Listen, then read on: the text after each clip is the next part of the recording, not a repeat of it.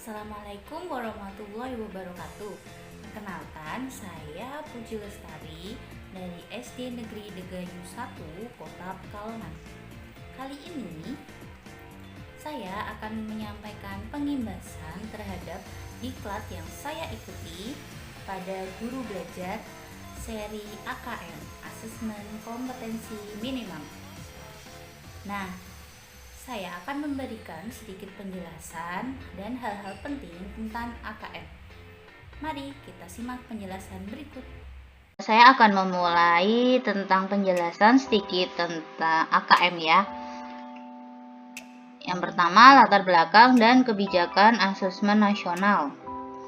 Jadi, asesmen nasional adalah program penilaian terhadap mutu setiap sekolah madrasah dan program kesetaraan pada jenjang dasar dan menengah. Mutu satuan pendidikan dinilai berdasarkan hasil belajar siswa yang mendasar, baik itu literasi, numerasi, dan karakter, serta kualitas proses belajar mengajar dan iklim satuan pendidikan yang mendukung pembelajaran. Informasi-informasi tersebut diperoleh dari 3 instrumen utama, yaitu AKM, survei karakter, dan survei lingkungan belajar.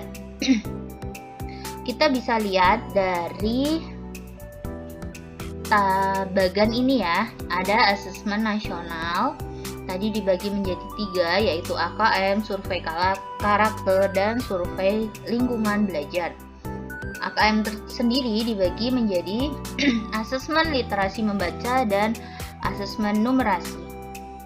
Tujuan dan manfaat asesmen nasional itu ada 3, yaitu asesmen nasional menghasilkan informasi untuk memantau perkembangan mutu dari waktu ke waktu, kesenjangan antar bagian di dalam sistem pendidikan.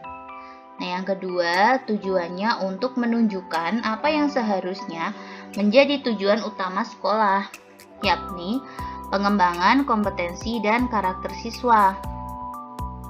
Asesmen nasional juga memberikan gambaran tentang karakteristik esensial sebuah sekolah yang efektif untuk mencapai tujuan utama tersebut. Jadi, hal ini itu diharapkan dapat mendorong sekolah dan dinas pendidikan untuk memfokuskan sumber daya pada perbaikan mutu pembelajaran. Perbedaannya apa sih antara pembelajaran berbasis kompetensi dan konten? Kalau kompetensi itu berpusat pada kebutuhan, kalau konten itu pusatnya pada materi pembelajaran. Kompetensi belajar untuk memahami konsep dan keterampilan. Kalau berbasis konten, belajar untuk mencakup materi. Jadi ini ada beberapa perbedaannya ya, bisa kita lihat. Perbedaannya begitu signifikan sekali ya. Kemudian kriteria peserta asesmen nasional. Jadi asesmen nasional itu kriterianya seluruh satuan pendidikan. Ini ada SD, SMP, SMA. Kemudian tidak semua murid, jadi diacak. Pemilihan sampel secara acak. Jadi tidak semua murid di kelas 5, 8, atau 11, tapi nanti dari kelas 5 itu diambil beberapa. Nah, nanti sistemnya setiap peserta mengerjakan tes yang tesnya itu berisi literasi membaca, literasi numerasi, kemudian survei karakter dan survei lingkungan belajar. Komponen AKM literasi membaca. Ada konten, itu ada teks informasi dan teks fiksi. Kalau kognitif, nanti siswa diminta untuk menemukan informasi, menginterpretasi dan integrasi, mengevaluasi dan refleksi. Sedangkan konteks itu nanti mencari personal, sosial budaya, dan saintifik. Berikutnya, komponen AKM untuk numerasi. Jadi numerasi berhubungan dengan hitung-hitungan ya. Jadi lebih ke matematika. Kalau kontennya nanti itu terdiri dari bilangan, pengukuran dan geometri, data dan ketidakpastian. Kemudian ada aljabar. Kalau kognitif dia pemahaman tentang soal numerasi itu, penerapannya gimana, kemudian penalaran. Konteks berupa personal, sosial budaya, dan saintifik. Perbedaan AKM dan UN. Jadi yang zaman-zaman dulu itu pakainya ujian nasional ya. Sekarang ada terobosan baru yaitu asesmen nasional. Perbedaannya dari tujuan pelaksanaannya itu jelas berbeda. Kemudian jenjang penilaiannya. Kalau asesmen nasional itu tadi di kelas 5, 8, 11. Kalau ujian nasional di akhir-akhir ya. SMP berarti kelas 9, SMA kelas 12. Kalau SD namanya bukan ujian nasional, ujian sekolah ya. Kemudian level siswa tadi ya sudah kita bahas. Subjek siswa, asesmen nasional itu dengan survei siswanya diacak. Kalau ujian nasional itu semua harus ikut. Model soal juga asesmen nasional bermacam-macam, ada pilihan ganda, kemudian menjodohkan isian singkat. Kalau ujian nasional hanya pilihan ganda semua sih. Sasaran penilaiannya itu ada banyak untuk asesmen nasional dibandingkan ujian nasional. Kemudian tujuan penilaiannya, metode penilaiannya itu pakai MSAT, sedangkan ujian nasional PBT.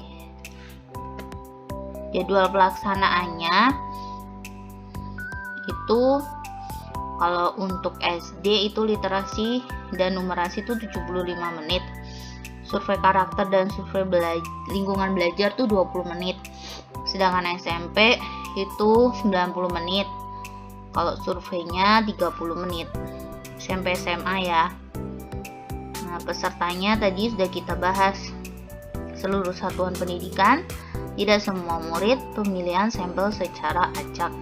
Nah, ini numerasi itu nanti setelah tes anak-anak digolongkan menjadi 4. Ada yang perlu intervensi khusus, kemudian dia itu dasar, cakap, dan mahir. Jadi kalau udah mahir itu anak itu mampu menalar, menyelesaikan masalah kompleks serta non-rutin berdasarkan konsep matematika yang dimilikinya. Literasi juga sama, ada 4 kelompok, perlu intervensi khusus, dasar, cakap, dan mahir. Hal ini nanti digunakan saat kelas 6, jadi nanti gurunya tahu anak kelompok mana yang harus dibimbing lagi begitu. Nah, sekarang cara mengikuti AKM. Jadi AKM itu bisa diikuti dengan masuk ke link GTK Belajar Kemendikbud. Setelah nanti masuk akan tampilan seperti ini ya. Nah, nanti pilih guru belajar. Kemudian klik masuk. Setelah klik masuk, keluar tampilan selamat datang guru pembelajar. Nanti bisa masukkan username dan password yang dari GTK itu ya, yang ada @guruku_id. Kemudian setelah login, nah nanti pilih yang asesmen kompetensi minimum, klik selengkapnya. Nah, setelah muncul, klik daftar. Nanti ada angkatan-angkatannya. Terakhir angkatan 11. Kalau sudah, klik daftar. Setelah daftar, kalian harus ikuti materinya. Nanti ada mengerjakan soal. Nanti terlihat persentasenya dan harus berusaha sampai 100%. Sertifikat dapat di-download setelah waktu di kelas selesai. Jadi nanti bentuk sertifikatnya seperti ini ya. Nah, sekian penjelasan dari saya tentang AKM. Semoga bermanfaat.